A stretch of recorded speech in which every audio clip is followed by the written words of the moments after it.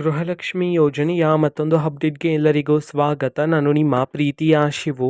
ಇವತ್ತಿನ ಒಂದು ವಿಡಿಯೋದಲ್ಲಿ ಗೃಹಲಕ್ಷ್ಮಿ ಯೋಜನೆಯ 24ನೇ ಕಂತಿನ ಹಣಕ್ಕೆ ಸಂಬಂಧಪಟ್ಟಂತೆ ಈಗ ಒಂದು ಭರ್ಜರಿ ಗುಡ್ ನ್ಯೂಸ್ ಆದರೆ ಬಂದಿದೆ.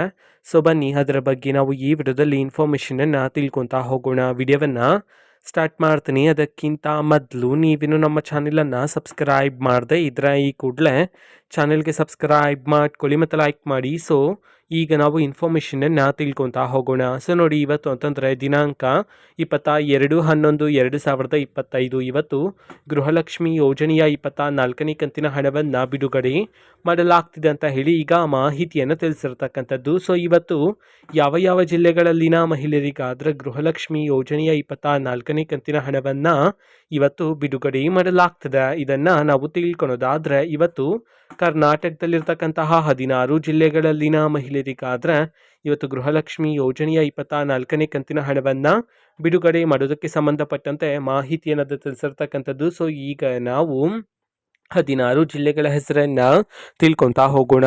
ಸೊ ಮೊದಲಿಗೆ ಬೆಳಗಾವಿ, ಬಾಗಲಕೋಟೆ, ಬಳ್ಳಾರಿ, ಬೆಂಗಳೂರು ನಗರ, ಬೆಂಗಳೂರು ಗ್ರಾಮಾಂತರ, ಬೀದರ್, ಮಂಡ್ಯ, ಮೈಸೂರು, ರಾಯಚೂರು, ರಾಮನಗರ, ಶಿವಮೊಗ್ಗ, ದಕ್ಷಿಣ ಕನ್ನಡ, ದಾವಣಗೆರೆ, ಧಾರವಾಡ, ಗದಗ್, ಹಾಸನ.